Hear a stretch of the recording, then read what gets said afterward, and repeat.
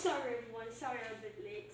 I just bumped into my mother and she asked me what I wanted to become in the future. And I was like, Mom, I'm still 12. Well, welcome to the show. I'm your host, Reyes.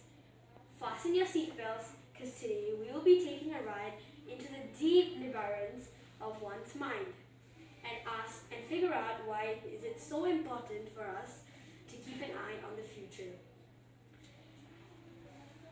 Do I have to stop living in the present and focus on the future? I'm sure our parents and teachers would argue otherwise.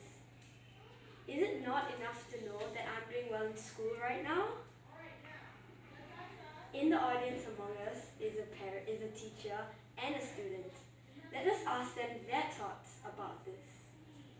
So, Saksham, do you ever feel stressed or worry too much about the future? Yes, a little bit, but I feel we should also enjoy the present. Okay, thank you. Now let's move on to a teacher. Ma'am, do you think it is important for children to worry about the future? Well, not worry exactly, but it is always good to keep an eye on the future. Okay, thank you, ma'am. So we have heard their responses.